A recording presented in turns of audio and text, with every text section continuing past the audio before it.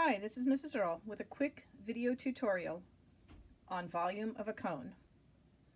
Hopefully from the video you noticed that 3 cones fit inside a cylinder. Remember, the cylinder and the cone had the same exact base, but instead of 2 bases, the cone has an apex.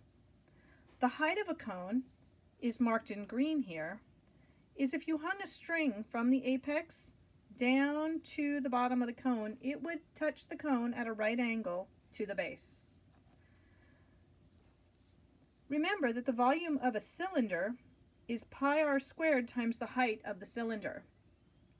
Since 3 cones fit in a cylinder, the volume of a cone can be found by taking the volume of a cylinder and dividing it by 3. Think about the video. We had the cylinder and 3 cones fit in it. 1, 2, 3. 1, 2, 3 cones full of water fit in the cylinder.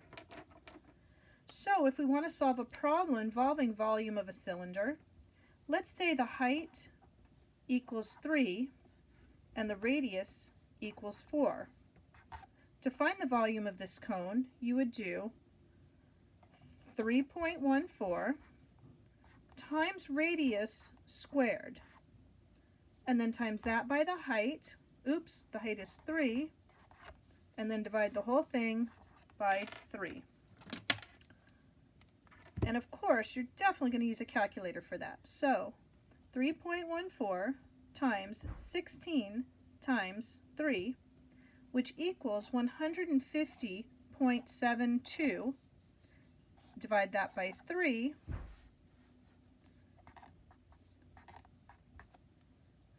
and the answer is 50.24, and in this case, units cubed, cubic units.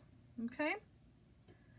Now, remember, if the cone gives you a diameter instead of a radius, make sure you cut it in half. So say the diameter, well, if the radius is 4, the diameter would have been 8.